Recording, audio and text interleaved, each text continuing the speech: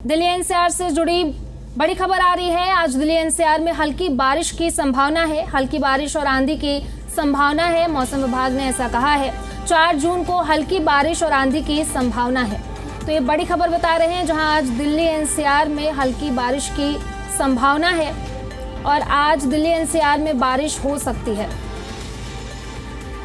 4 जून तक हल्की बारिश और आंधी की संभावना है। तो बड़ी खबर बता रहे हैं, जहां आज दिल्ली एनसीआर में बारिश हो सकती है। मौसम विभाग ने संभावना जताई है। 4 जून तक हल्की बारिश और आंधी की भी संभावना है।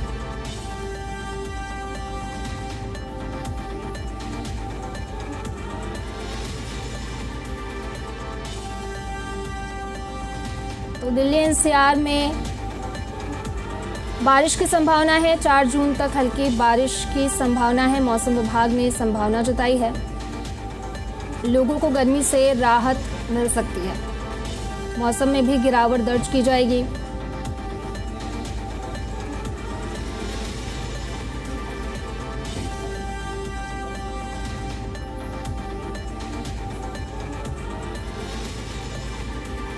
हल्की और बारिश और आंधी की संभावना जताई गई है। 4 जून तक बारिश और आंधी की संभावना है।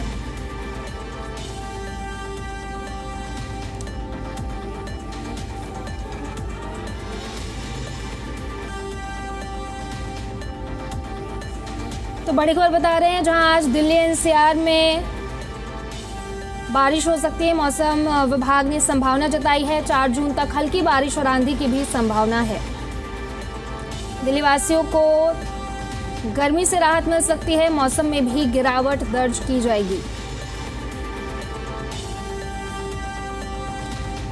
तो आज दिल्ली एनसीआर में हल्की बारिश की संभावना है। हल्की बारिश और आंधी की संभावना मौसम विभाग ने जताई है।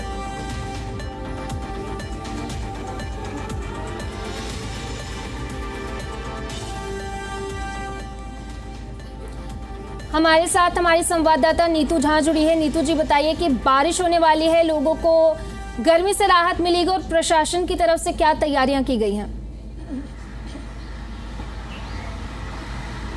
बिल्कुल, देखिए, साफ तौर पर मौसम विभाग ने इसको लेकर पहले से ही पूर्वानुमान जताया हुआ था कि दिल्ली में 3 जून तक जो मौसम है वो खुशनुमा रहने वाला है। अब आप चाहे कल की भी तस्वीरें देखिए, कल भी देर शाम बारिश होने लग गई थी, तेज़ हवाएं चली, आंधी आई और उसके बाद मौसम खुशगवार हो गया, अच्छा मौसम हो गया। और वैसी ही तस्वीरें आज भी देखने को मिलेंगी। आज यानी 2 जून को लेकर भी मौसम विभाग ने पहले से पूर्वानुमान जताया हुआ है कि आज भी छटपुट बारिश देखने को मिल सकती है। हवाओं का सिलसिला जो है वो भी जारी रहेगा और इसी के साथ आंधी तूफान भी हो सकती है और यही स्थिति 3 जून तक बनी रहने वाली है। दरअसल पाकिस्तान का जो नॉर्थ हिस्सा है वहाँ पर एक वेस्टर्न डिस्टर्बेंस आया है और वो जो साइक्लोनिक प्रेशर है उसका असर अब भारत में जो नॉर्थ वेस्ट इंडिया है उन हिस्सों पर दिखने लगा है। इसके साथ ही बात अगर नॉर्थ ईस्ट की करें, वहाँ पर भी बारिश हो रही है, लेकिन खासतौर पर अगर बात दिल्ली, हरियाणा, पंजाब और दिल्ली से सटे हुए राज्यों की करें तो यहाँ पर अभी मौसम की स्थिति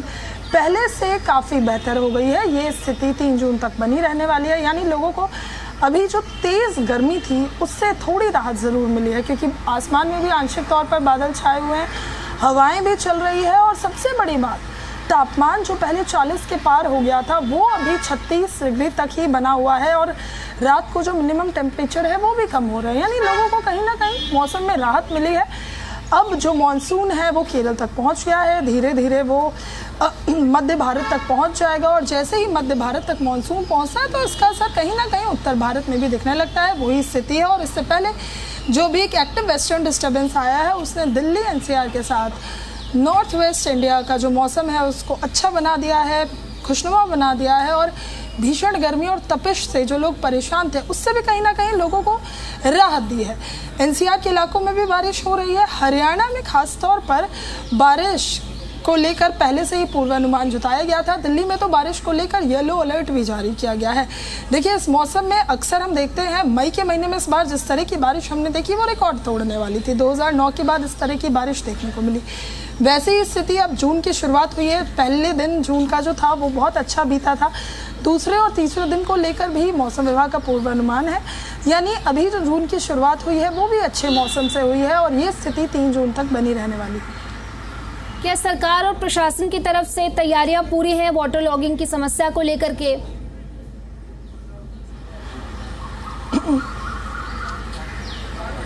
बहुत महत्वपूर्ण सवाल हो जाता है अगर आप बात दिल्ली के लिहाज से करते हैं, क्योंकि देखिए दिल्ली में जैसे ही थोड़ी भी बारिश होती है तो सबसे बड़ी समस्या जो हो जाती है वो होती है ट्रैफिक नियंत्रण और दूसरा होता है वाटर लॉगिंग।